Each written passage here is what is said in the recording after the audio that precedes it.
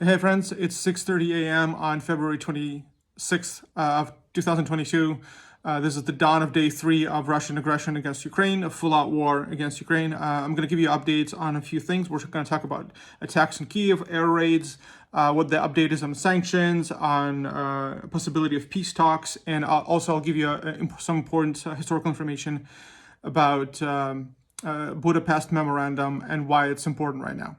Okay, so yesterday was all about Kyiv. I think what's happening with the Russian army, it's not me who's thinking really, but I'm listening to quite a bit of analysts, and they're saying that they seem to have changed their tactic from trying to take over all large cities of Ukraine. They can't do that, obviously, or quite yet. So they're concentrated attacks on Kyiv because they want to take over buildings there, possibly the top brass of Ukrainian military, the president.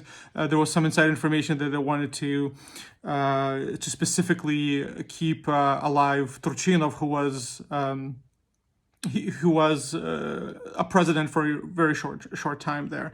So the attacks have been brutal. There has been Russian like tanks and personnel carriers in Kyiv, but so far they have been pushed back as of this morning, as of day 3. A lot of people are sleeping in subways for second day straight. My wife's cousin, she's only 23. She spent 2 nights in subway station. That is because all of Ukraine, all of the major cities are sounding off air raid alarms. Air raid sirens, even if in my native Cherkasy there was one, and people had to go either into their basements, or we have quite a bit of bomb shelters because the siren sounded, I think, twice. Didn't even know we had one. Anyway, but my dad's church, by the way, bought their church building from an old Soviet plant. So there is a bomb shelter underneath the church. So they housed quite a bit of people there as well. But all major cities, Kharkiv, Dnipro, Kyiv, obviously, Kherson, Odessa, they all sounded these sirens because the threat was real. As of this morning, I think maybe 20 minutes ago, I think they were expecting bombers over Kyiv or something like that, something unreal like that.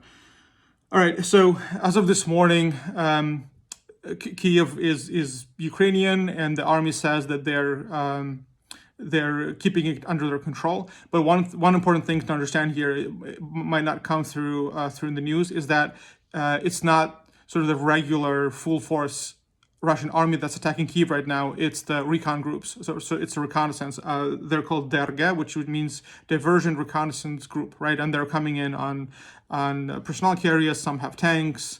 Some trying to land paratroopers inside Kyiv.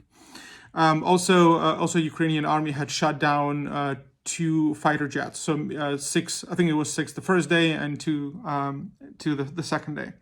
So that's as far as it goes. There's one particular airport in the north of Ukraine, in the city of Gostomel, which keeps going back and forth. There's a lot of fighting going around there. So hoping they will remain under Ukrainian control, because if they take their airport, we're gonna be in a really tough spot, because they're gonna start landing their carriers there, and Kyiv will be in real danger.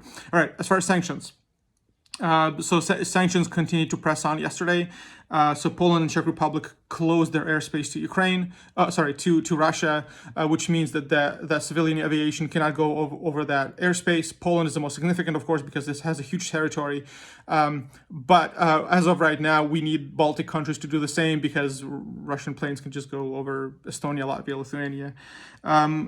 You may have heard a lot of talk about SWIFT and forbidding Russia to use SWIFT. Why this is such a big deal is because all the money for different purposes flow in and out of Russia using SWIFT.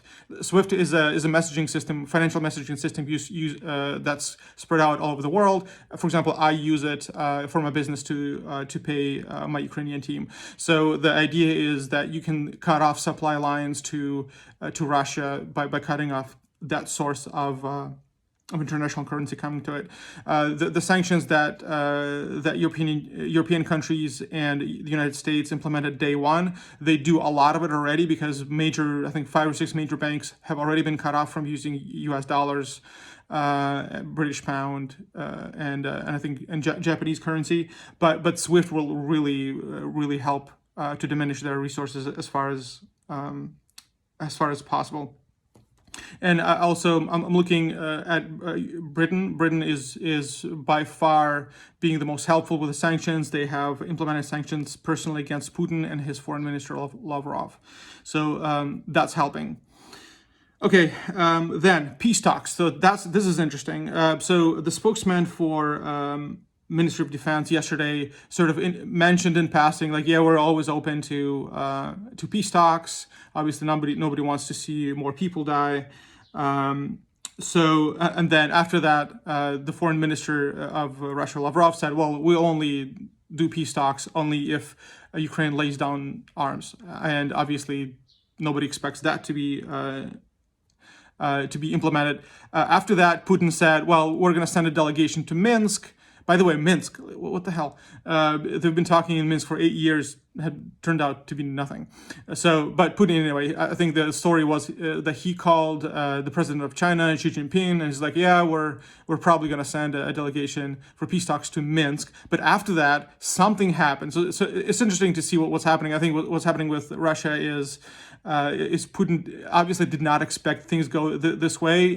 His resources are being spent a lot faster than he expected. Kyiv is still Ukrainian, so they're trying to scramble something together. So the last thing he said after that message that he was going to send somebody to Minsk for peace talks, he called for Ukrainian generals to stage a military coup against Ukrainian government. And he's like, yeah, well, if you do that, if you overturn this government, we're going to have peace talks. So this man is, he has lost touch with reality. This is crazy. So I'll keep you updated on peace talks as I know more. Obviously, fighting going on all over the place. The reason I'm telling you about Kyiv is because Kyiv is strategically important both to Ukraine and Russia. And what's happening there is right now most important. There's actually one funny story about local thugs confiscating a personnel carrier from Russians in one of the tougher areas of Kyiv. They basically beat up the entire crew with a piece of pavement, took over the personnel carrier, and I'm not sure what they did with it. Maybe I think they took it to Ukrainian army to use or something. Anyway, one last thing, the Budapest memorandum, why it's important.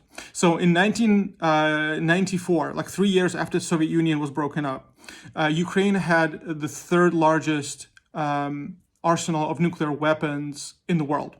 US, Russia was number one and number two. Ukraine had the third. Even though Ukraine didn't have the actual launch mechanism, but we had the nuke. So it took, it only took some rerouting to get in control. But Ukraine was politically unstable. That's true. So there was this memorandum signed in Budapest in 1994, December 5th, that basically said if Ukraine gives up our nuclear weapons, the entire arsenal, other countries, 3 major countries, will be the guarantor of territorial integrity of Ukraine, which means that Ukraine, as it had been politically assigned territory then, that's the territory that they're gonna uphold the integrity of. So and the guarantors of the memorandum of Ukrainian territory were the US, UK, and Russia. Okay, so when we talk about peace talks and anything that comes out of Putin's mouth, we don't believe anything. There's no reason for us to believe that anything he says is anything but a deception tactic. So anyway, 3 countries signed the treaty, but the problem was the memorandum. It's a relatively short document. It didn't have any mechanisms of keeping the territorial integrity of Ukraine. So there was no stipulations to what would happen if any outside force tries to invade Ukraine, like it's happening now. And Russia is one of the guarantors. What did I want to say about that? Yeah, so that's important right now because there's obligations from the U.S. side, from the U.K. to intervene right now, and that's why a lot of people are calling on the Budapest memorandum. Putin himself rationalizes his invasion in regards to the memorandum, saying that, well, in 2013, 2014, you have actually staged a coup, you have expelled your legitimate president Yanukovych, who was a tyrant. You remember that revolution, right? And now the government that you have now is illegitimate. That's why I feel free to invade.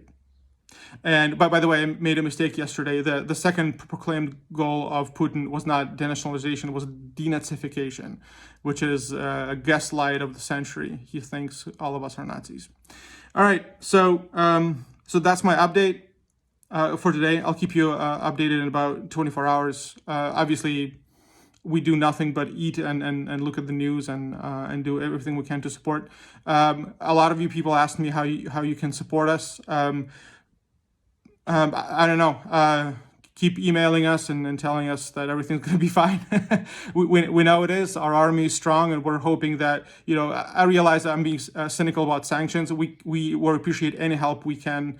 We know there's a lot of weapons that are being sent to Ukraine and ammo right now from the United States and Europe. We're thankful for that. We're thankful for sanctions. I realize that not all of them have to be implemented at the same time. You have to sort of push and push and push until it becomes necessary, but the situation in Ukraine is urgent enough that we need help. Another update is that this is the last one. Is that a lot of cities started to gather together local defense. So they're passing out automatic weapons to people and calling on people to make Molotov cocktails. And like if you see Russian tanks or APCs in your city, bomb them. So this is how urgent it is. All right, talk to you later. Bye.